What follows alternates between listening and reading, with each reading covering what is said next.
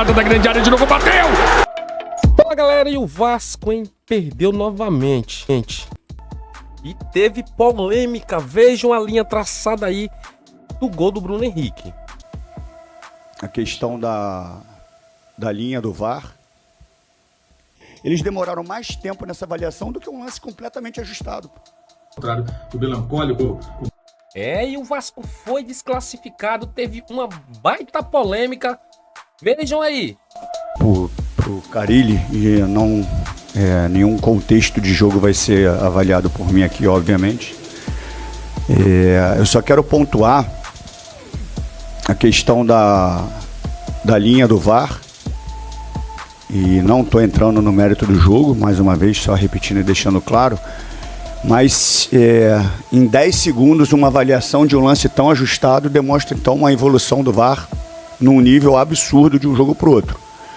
E olhando, revisando, tentando ser o mais justo possível e pegando as informações com o VAR, que a linha da tecnologia vem de baixo para cima, por isso que a cabeça do Bruno Henrique fica fora da linha e dando a sensação de impedimento.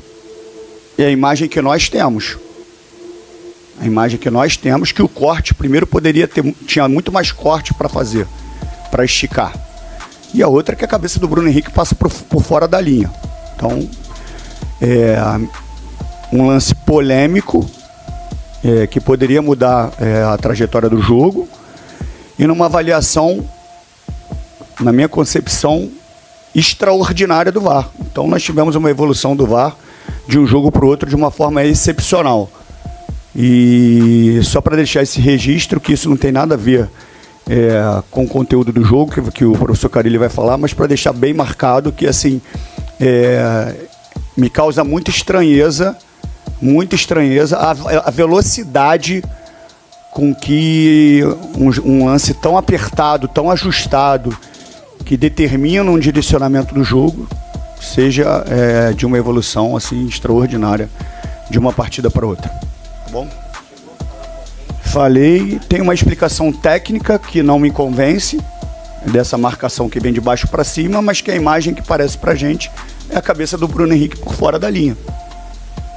Então, como é que uma tecnologia mostra uma coisa para eles e a imagem que é passada para a gente através da televisão é outra? E numa velocidade dessa, eles levaram mais tempo num lance que eu até achei que eles estavam avaliando se a bola tinha entrado ou não num cabeceio do Flamengo, que o Léo Jardim está próximo da linha do gol. E eles falaram que não, que era uma avaliação de um possível pênalti. Eles demoraram mais tempo nessa avaliação do que um lance completamente ajustado.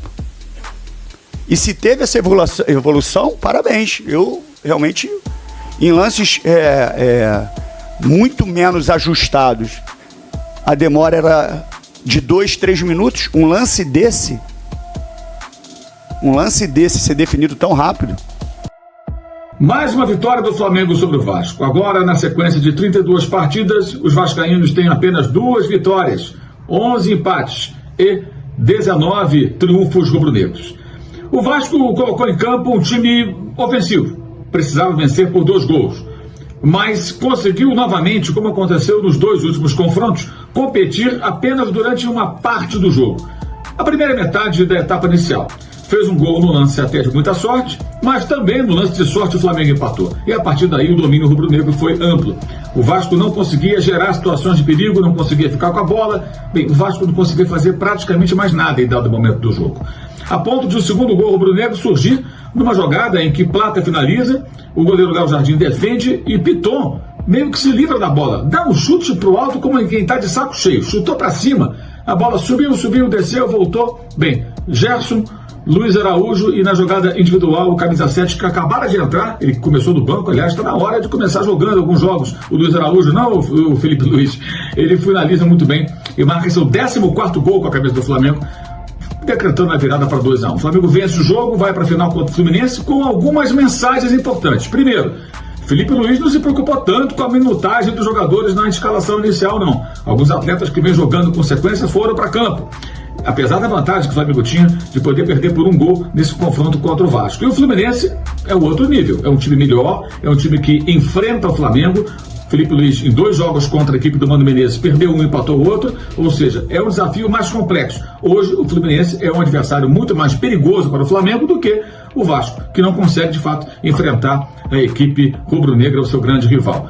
Lutou o Vasco, mas falta qualidade.